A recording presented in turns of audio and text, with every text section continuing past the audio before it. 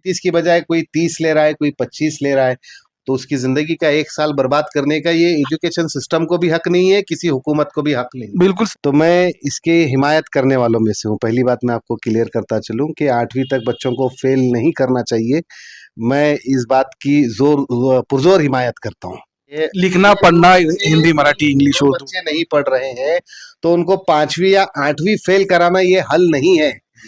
भोंगा news में आप सब लोगों का फिर से एक बार इस्तकबाल है। ये गवर्नमेंट का जो नो डिटेंशन पॉलिसी पर जो हाल ही में जो फैसला हुआ है, यानी बच्चों को 8वीं तक पहले पास किया जाता था, अभी गवर्नमेंट ने इस पॉलिसी को स्टॉप कर दिया है, रोक दिया है। इसी सिलसिले को आगे बढ़ाते हुए हम लोग आज सोशल उर्दू प्राइमरी स्कूल आए हैं। सोशल स्कूल के हेड प्राइमरी स्कूल के हेडमास्टर आसिफ इकबाल सर से बात करने, उनके तजुर्बा शेयर करने। सर की लगभग 21 साल सर्विस हो चुकी है और 14 साल से जो है सर हेडमास्टर रहे हैं, हेडमास्टर हैं। और लगभग 2,500 बच्चे इनकी स्कूल में पढ़ते हैं। तो प्राइमरी तक बच्चे, चौथी तक इनके पास रहते हैं। चौथी से 5वीं में जो जो बच्चे जाते थे पहले, तो बहुत एक आम शिकायत रहती थी हाई स्कूल वालों की कि बच्चों को बहुत कम बच्चों को पढ़ना लिखना आता है। ये इल्ज़ाम तराशी का सिलसिला बहुत आम था। हाई स्कूल वाले प्राइमरी वालों को रिस्पॉन्सिबल ठहराते थे, प्राइमरी वाले प्री प्राइमरी से पेरेंट्स। अभी तो गवर्नमेंट ने पॉलिसी को ही रोक दिया है। 5वीं में बच्चों को चाहे तो हाई स्कूल वाले या फिर परफॉर्मेंस नहीं दे पा रहे हैं, ऐसे बच्चों को फेल कर सकते हैं। तो इसी पर राय देने के लिए हम आसिफ इकबाल सर से बात करते हैं। आइए सर, आपका इस्तकबाल है भोंगा न्यूज़ में। गवर्नमेंट की ये जो पॉलिसी को हाल ही में जो फैसला हुआ है, पॉलिसी को रोक दिया है, इस पर आपका क्या कहना है? देखिए 2009 में आरटी एक्ट लागू होने के बाद से 8वीं तक बच्चों को पास करने की या प्रमोट करने की एक पॉलिसी इंट्रोड्यूस हुई थी, जिसकी बहुत मुखालिफत भी हुई, हिमायत भी हुई। तो मैं इसके हिमायत करने वालों में से हूँ। पहली बात मैं आपको क्लियर करता चलूँ कि 8वीं तक बच्चों को फेल नहीं करना चाहिए। मैं इस बात की पुरज़ोर हिमायत करता हूँ। सपोर्ट करते हैं पॉलिसी। मैं बिल्कुल इस पॉलिसी का सपोर्ट करता हूँ और ये जो फैसला अभी हुआ है 5वीं में बच्चों को फेल करना चाहिए, 8वीं में बच्चों को फेल करना चाहिए, ये गलत है। बल्कि जो 2009 से जो सिलसिला जारी था, जो 2010 और 11 के तालीमी साल से इम्प्लीमेंट हुआ था, वो बहुत सही फैसला है। लेकिन जो पूरा मैकेनिज्म जो है एजुकेशन का, वो बहुत ज़्यादा डिस्टर्ब है। जैसे कि मैं पूरे एजुकेशन सिस्टम में सब में अहम जिम्मेदार जो है वो हेडमास्टर को मानता हूँ। मैनेजमेंट के मसाइल अपनी जगह हैं, गवर्नमेंट की पॉलिसीज़ अपनी जगह हैं, एक्स्ट्रा जो वर्क है एजुकेशन के अलावा वो भी अपनी जगह है। लेकिन स्कूल का हेडमास्टर जो है वो बहुत एक्टिव रहना चाहिए। उसको मतलब हर टीचर की क्वालिटी का अंदाज़ा होना चाहिए, हर बच्चे के प्रॉब्लम का अंदाज़ा होना चाहिए। अगर कोई बच्चा लेट आता है, क्यों लेट आता है? अगर कोई बच्चे को पढ़ने नहीं आता तो क्यों पढ़ने नहीं आता? ये तमाम चीज़ों से हेडमास्टर का वाकिफ़ रहना ज़रूरी है। तो एजुकेशन सिस्टम में जिस तरह से दिल्ली का जो भी एक कामयाब तालीमी सिस्टम रहा है, जिसे वहाँ पर सरकारी स्कूलों को बहुत ज़्यादा मॉडर्न किया गया, वहाँ भी इसी बात पर ज़ोर दिया गया है कि स्कूल का जो हेड है, पहले उसे पूरी तरह से ट्रेन किया जाए, उसे हर तरह से जो है मॉडर्न बनाया जाए। जो भी ई लर्निंग का सिस्टम है या फिर इसके अलावा आज जो जदीद टेक्नोलॉजी है, उससे हम आहंग करा के किस तरह से हम एजुकेशन सिस्टम को मजबूत बनाते हैं, ये चीज़ अगर हो जाए तो बच्चों को आप पास कीजिए या फेल कीजिए, ये बात कोई मानी नहीं रखती। सर ये बच्चे देखिए, ये ऐसा होना चाहिए, वो होना चाहिए, ये तो सब है। ये अगर ऐसा हो जाए तो होगा। तो आप बताइए कि आपके पास क्या हालात है? 2,500 बच्चे सर आपके पास पढ़ते हैं। देखिए हमारे पास जो है, हम हर महीना रिपोर्ट लेते हैं। हमारे पास हम 3 कैटेगरी में बच्चों को काउंट करते हैं। एक ज़हीन बच्चे, एक दरमियानी बच्चे और कमज़ोर बच्चे। अब ये कमज़ोर बच्चों की जो फ़हरिस्त होती है, उनके अपने प्रॉब्लम होते हैं। उनके घर के माशी प्रॉब्लम है, उनके फादर मदर के प्रॉब्लम है। वो अक्सर जो है वो किराए का घर रहने की वजह से वो माइग्रेट होते हैं। उन जो कमज़ोर बच्चे हैं वो बाय डिफ़ॉल्ट कमज़ोर नहीं हैं। ऐसे बच्चे स्कूल नहीं आते क्या सर? स्कूल ऐसे बच्चे आते हैं, तो वही बात और वहीं पर आती है कि स्कूल में उनके लिए कुछ अलहदा नज़्म किया जाए। और वो बच्चों को भी, गवर्नमेंट की पॉलिसी का भी यही हिस्सा है कि बच्चे को अगर हम पास कर रहे हैं, जिस तरह के पहली का सिलेबस बच्चा कंप्लीट नहीं कर सका, वो बहुत ज़्यादा गैर हाजिर था या स्कूल नहीं आता था या बीमार था, तो उसको जो पहली में मिलना चाहिए वो दूसरी में आने के बाद एक्स्ट्रा जो है टीचर को वर्क करके उसे दूसरी के बच्चों के लेवल पे लाना चाहिए। लाया जा रहा था? ये बिल्कुल प्रैक्टिकल नहीं हो रहा है, बिल्कुल भी नहीं हो रहा है, क्योंकि यहाँ पर जो जवाबदेही का मामला है, वहाँ पर इस सिस्टम में कुछ गड़बड़ है।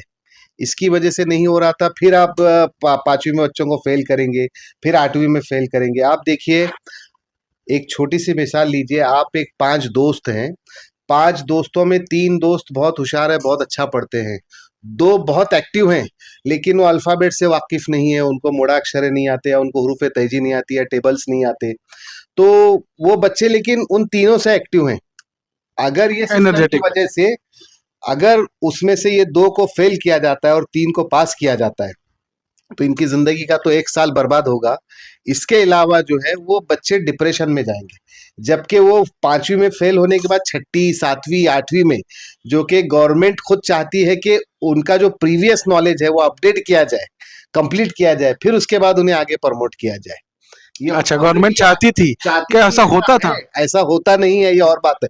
ऐसा नहीं हो रहा है, फिर इसके अलावा उस पर बहुत डीप से चर्चा किए बगैर, या फिर चंद आर्टिकल्स या चंद लोगों के प्रॉब्लम्स की वजह से पॉलिसी को जो चेंज किया जा रहा है, ये गलत है। सर, जैसे 5 दोस्तों ने मिसाल दी आपके, 3 बच्चे पढ़ते हैं, बाकी 2 ठीक से पढ़ नहीं पाते, जैसे टेबल्स, हुरूफ़-ए-तहज़ी नहीं लिख पाते।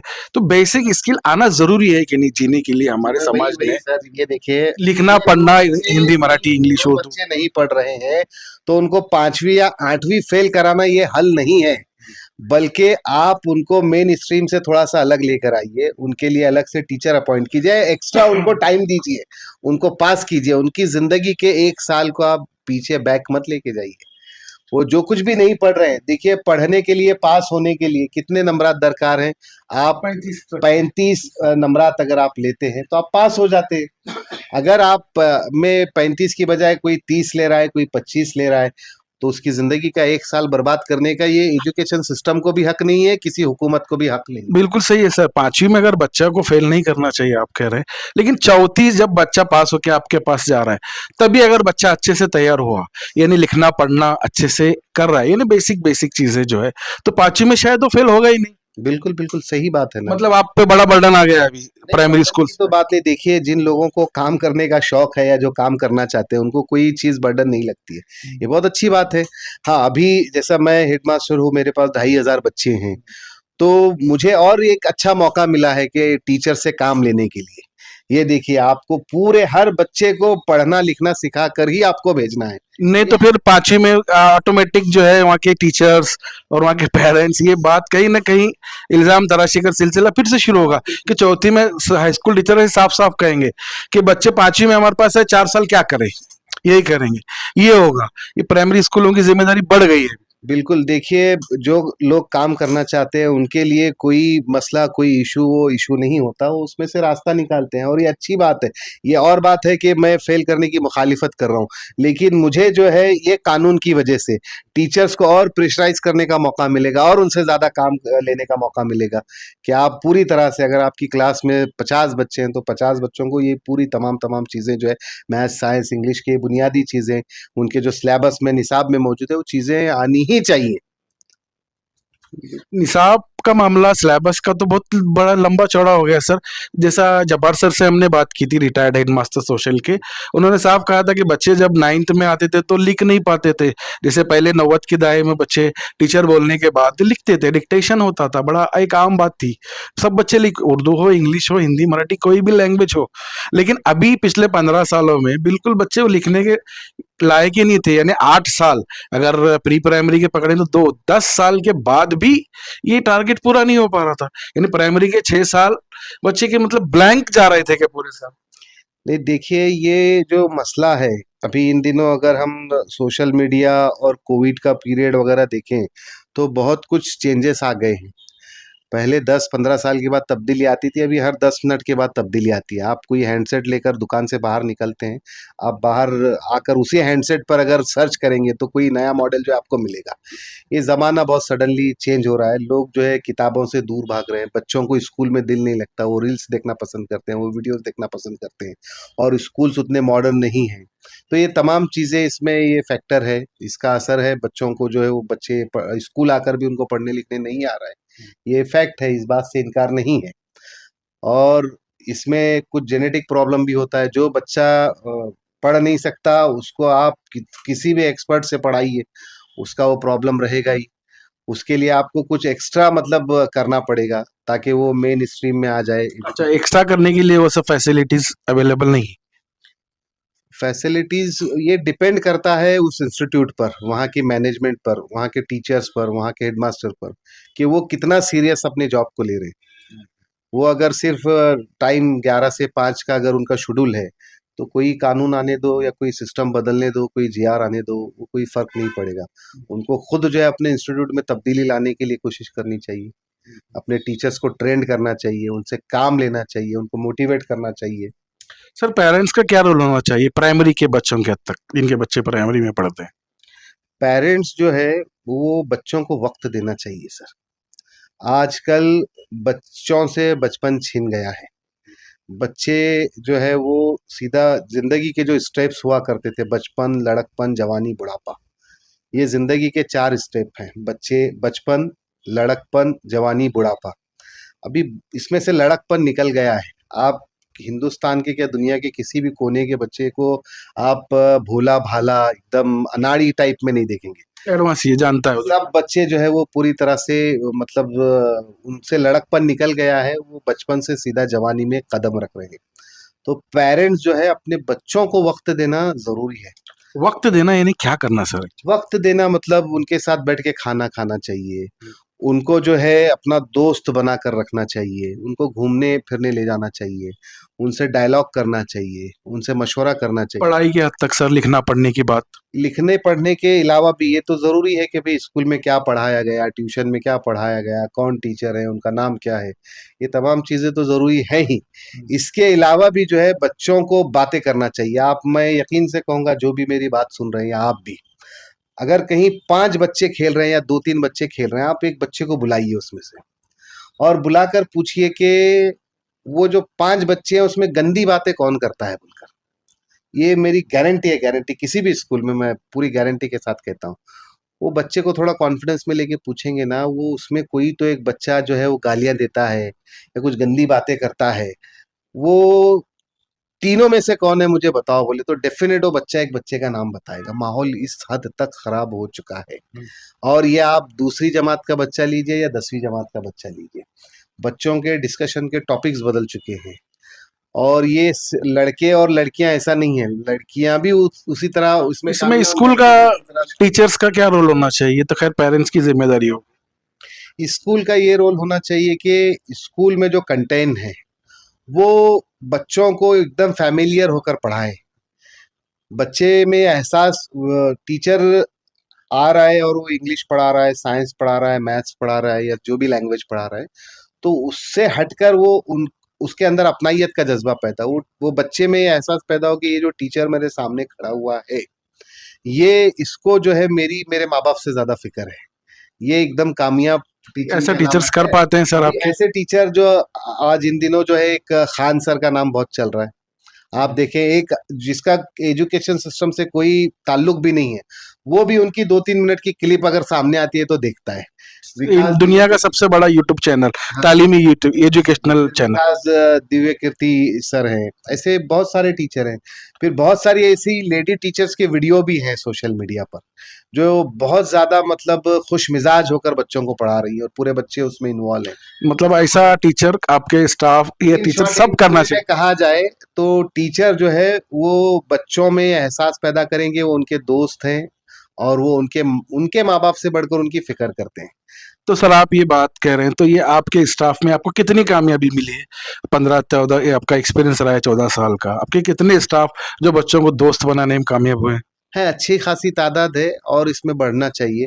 और इसके लिए वो जिस तरह से रात में दूध पीकर सुबह में पहलवान नहीं बन सकते, उसी तरह से तो 14 साल का अरसा तो छोटा नहीं होता ना सर? एक है अच्छा खासा अरसा इसमें गुजरा है, तब्दीली भी बहुत सारे टीचर्स में आई है। 100% तो नहीं कह सकते, लेकिन हम अपनी ताकत के मुताबिक कोशिश कर रहे हैं। अच्छा सर, ये पेरेंट्स को जो बच्चों की फिक्र होना चाहिए, बेशक होना चाहिए कि बच्चा स्कूल गया था, स्कूल में क्या पढ़ा, किस टीचर ने क्या पढ़ाया, क्या सिखाया। ऐसे कितने फीसद पेरेंट्स, ये तादाद, ये परसेंटेज में आप बताइए, जो बच्चों की सचमुच फिक्र करते हैं, जो आपके पास है? ये तादाद जो है 2% भी नहीं है। मतलब ये मैं जिम्मेदारी से कह रहा हूँ। जैसा कि मेरे पास 2,500 बच्चे हैं, हाँ। तो मुझे रोजाना कम से कम एक 10-15 पेरेंट्स तो आके, कम से कम 10-15 पेरेंट्स आके मिलना चाहिए, लेकिन ऐसा नहीं है।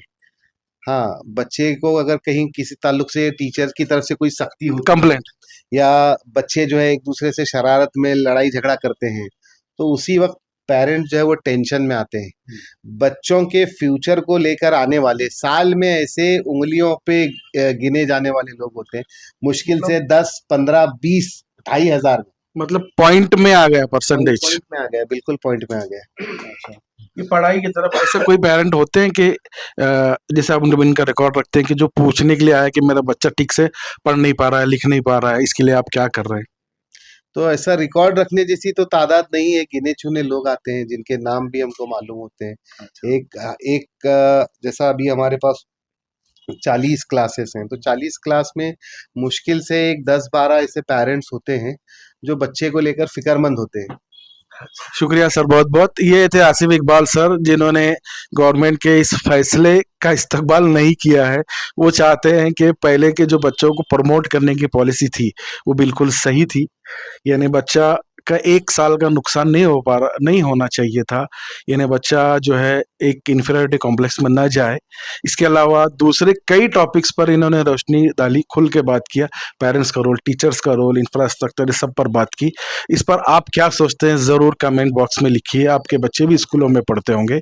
और भोंगा न्यूज़ को लाइक और सब्सक्राइब कीजिए। शुक्रिया।